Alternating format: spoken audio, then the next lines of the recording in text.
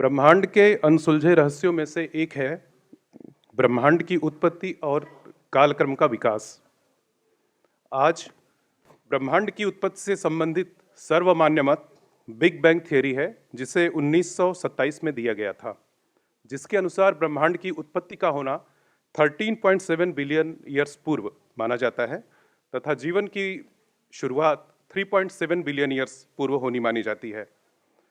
तो प्रश्न ये उठता है कि सबसे पहले क्या रहा होगा। इसके लिए 1964 में पीटर हिग्स नाम के साइंटिस्ट ने एक थ्योरी दी कि कोई एक ऐसी ऊर्जा होनी चाहिए जिससे समस्त ब्रह्मांड की उत्पत्ति का होना माना जाए।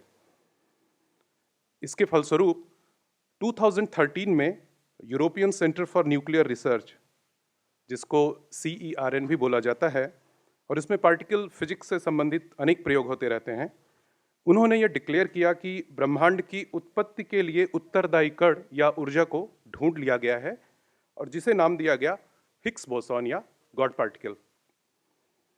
जिस ऊर्जा का उल्लेख पश्चिमी देशों ने अभी 10 वर्ष पहले किया है, उसका उल्लेख हमारे वैदिक ग्रंथों में पहले से ही उद्धृत है।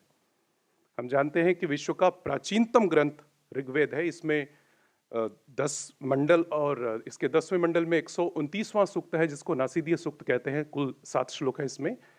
इसके तीसरे श्लोक को मैं पढ़ना चाहता हूँ। तम आसीतमसा गोह्यमग्रे प्रकेतम सलिलम सर्वाइदम तुच्छयेनाभ्यपिहितम यदा सित्तप्सस्त हिनाजाय तैकम।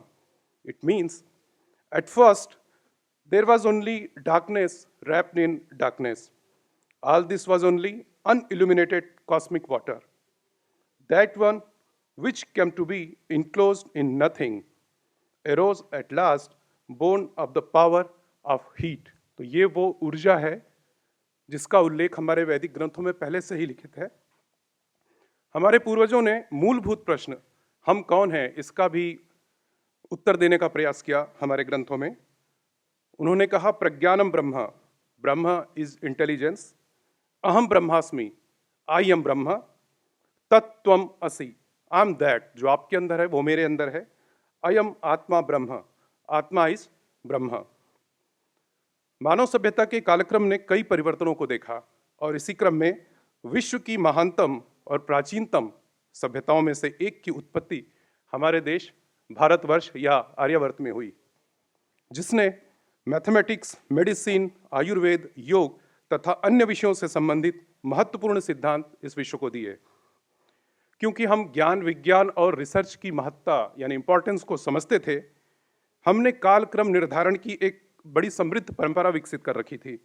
इसके उदाहरण है 57 ईसा पूर्व BC में उज्जैन के राजा विक्रमादित्य के सम्मान में आचार्य वराह मिहिर द्वारा शुरू किया गया विक्रमी संवत तथा 78 AD में प्रारंभ किया गया शक संवत।